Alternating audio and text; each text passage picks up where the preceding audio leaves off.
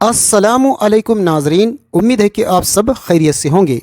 आज हम इस वीडियो में सबूतों के साथ जानने की कोशिश करेंगे कि हिंदुस्तान सोने की चिड़िया किस दौर में था और किन लोगों ने इसको सोने की चिड़िया बनाया था, और ये भी जानने की कोशिश करेंगे कि इस सोने की चिड़िया को किसने लूटा और किसने हिंदुस्तान को कंगाल बनाया। चलो तो देखते हैं सबूतों और दलीलों के साथ।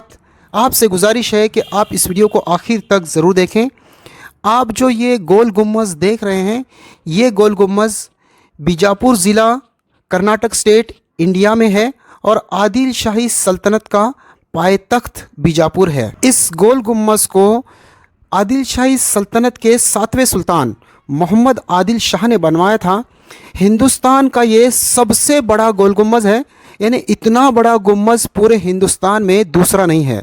और दुनिया का भी सेकंड सबसे बड़ा गुम्बज़ भी यही गोल गुम्बज़ है। इस गोल गुम्बज़ को 18,337 स्क्वायर फुट में बनाया गया है और इसकी ऊंचाई 175 फुट रखी गई है। लेकिन सब में बड़ी ख़ास बात यह है कि इस गुम्बज़ को एक भी दरमियान में सुतून नहीं दिया गया। ये बग़ैर सुतून का इतना बड़ा गुम्बज़ पूरे हिंदुस्तान में वाहिद और इकलौता ही है। इसमें भी एक ख़ास बात यह है कि इस गुम्बज़ के अंदर एक विस्परिंग गैलरी है।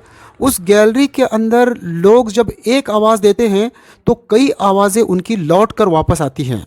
अब आप ख़ुद अंदाज़ा लगाइए कि इस गोल गुम्बज़ को कंप्लीट होने के लिए 30 बरस लगे हैं, तो कितने मज़दूरों ने इसमें काम किया होगा और कितने करोड़ों अब्ज़ों रुपए इस पर ख़र्च हुए होंगे और कितने लोगों को इसमें रोज़गार मिला होगा।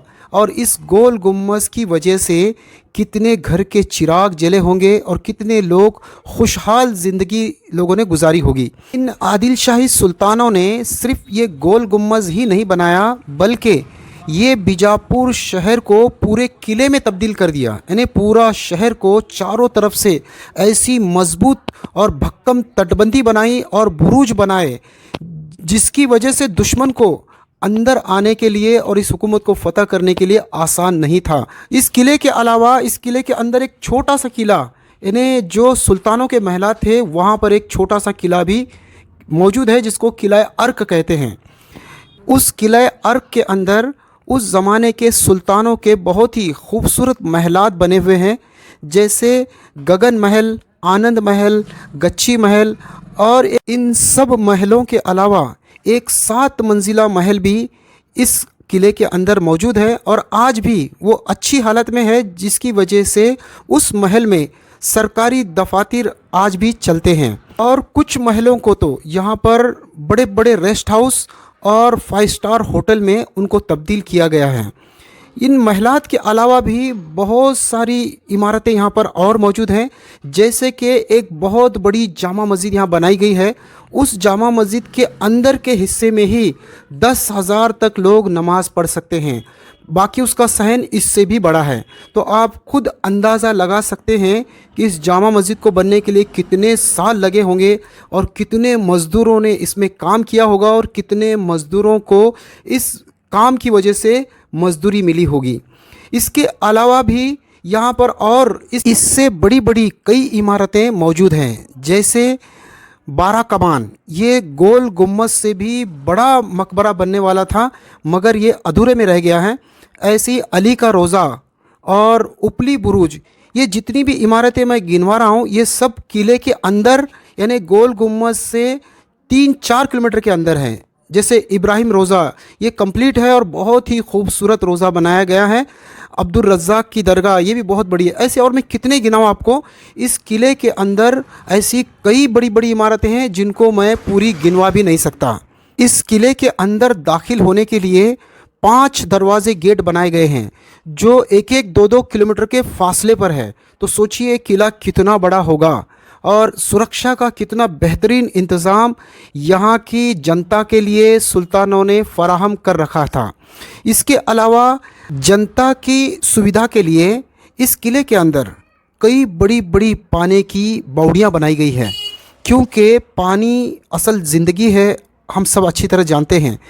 क्योंकि आज भी हम देखते हैं कि हिंदुस्तान में राजस्थान के लोगों के लिए पानी कितना दुश्वार है। कितना मुश्किल और तकलीफ़ उठाते हैं राजस्थान के लोग आज आज़ाद भारत में भी। लेकिन आदिल शाही सुल्तानों ने यहाँ पर किले के अंदर जनता की सुविधा के लिए कई बड़े बड़े पानी के कुएं बनाए, जैसे आप देख सकते हैं ताज बावड़ी, चंदा बावड़ी। इसके अलावा इस किले के बाहर कई ऐसे तालाब बनाए जैसे बेगम तालाब, और इस तरीके के कई तालाब बनाए ताकि जनता को उस ज़माने में पानी से तकलीफ़ ना उठानी पड़े।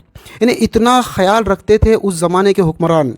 लेकिन अफसोस होता है उस वक्त जब हिंदुस्तान के कुछ ख़ास लोग इन सुल्तानों को ही लुटेरा, रेपिस्ट कहते हैं। हालांकि इन सुल्तानों के यहाँ जो फ़ौज में काम करते थे वो मराठा सरदार और राजपूत सरदार यानी हिंदुस्तान के लोग ही होते थे।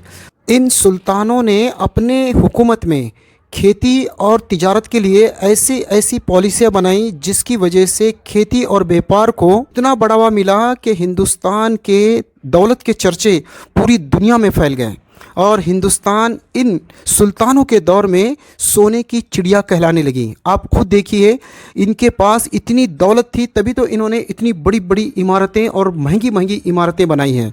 यहाँ तक कि ताजमहल भी उसी ज़माने में बना है जिस ज़माने में ये गोल गुम्बद बन रहा था। यानी उत्तर से लेकर दक्षिण तक पूरा हिंदुस्तान एक सोने की चिड़िया बन चुका था और इतना माल इनके पास आया था कि ये इतनी बड़ी बड़ी इमारतें उस ज़माने में बना रहे थे। और इसी दौलत को लूटने के लिए उस ज़माने में ताक में बैठे थे अंग्रेज़, फ्रांसीसी और पोर्तुगीज़। और इन्होंने अपने कुछ लोगों को यहाँ पर देखने के लिए भेजा और जब उन्होंने देखा कि हिंदुस्तान इतना मालदार और सोने की चिड़िया बन चुका है तो वो उसको लूटने के लिए हमारे हिंदुस्तान आए थे। अब आप ज़रा इंसाफ की नज़र से देखें कि ये ब्रिटिश, पुर्तगाल और फ्रांसीसी यहाँ की सारी दौलत को 200 साल तक लूटते रहे, तो सोचिए कितनी बड़ी दौलत होगी, और लूट कर अपने मुल्कों को ले जाते रहे, इसीलिए उनको लुटेरा कहते हैं। क्या मुग़लों ने, इन सुल्तानों ने यहाँ से लूटी हुई दौलत कहीं और भेजी है? नहीं मेरे भाई, यहाँ की कमाई हुई दौलत को उन्होंने यहीं के लोगों के सुविधा के लिए और भलाई के लिए इस्तेमाल किया है। और इस हकीकत को भी आप इनकार नहीं कर सकते कि इनकी रियासत में मुसलमानों से ज़्यादा हिंदू लोग ही रहा करते थे। एक इल्ज़ाम इनके ऊपर ये भी लगाया जाता है कि ये हिंदू मुसलमानों के अंदर भेदभाव करते थे। ऐसा बिल्कुल नहीं है। अगर भेदभाव करते थे तो ये 200, 400, 500 साल हुकूमत नहीं कर सकते थे। इतनी लंबी हुकूमत क्या किसी और बादशाहों ने हिंदुस्तान में करी है? आप ज़रा चेक करके देखिए। एक और इल्ज़ाम इन पर लगाया जाता है कि इन्होंने हिंदुस्तान में जबरन इस्लाम फैलाया है तलवार के ज़ोर पर, लेकिन ये झूठ है। इस्लाम के अंदर जो बराबरी है, यानी ऊंच नीच नहीं है और जात पात न होने की वजह से यहाँ के लोगों को इस्लाम इतना पसंद आया कि वो खुद से इस्लाम में दाखिल होते थे। मैं उम्मीद करता हूँ कि अब आपके समझ में ये बात आ गई होगी कि आखिर सोने की चिड़िया हिंदुस्तान को किन लोगों ने बनाया था और किस ज़माने में ये सोने की चिड़िया कहलाई जाती थी, और कौन लोग थे जिन्होंने इस हिंदुस्तान को 100-200 साल तक लूटते रहे और यहाँ का लूटा हुआ माल अपने मुल्क को भेजते रहे और इस मुल्क को कंगाल और भिखारी बना दिया। उम्मीद करता हूँ कि इस वीडियो को आप अपने दोस्तों और रिश्तेदारों तक ज़रूर शेयर करेंगे, और अगर वीडियो अच्छी लगी तो वीडियो को लाइक और चैनल को सब्सक्राइब भी करेंगे। चलो तो मिलते हैं ऐसी और किसी वीडियो के साथ। अल्लाह हाफिज़।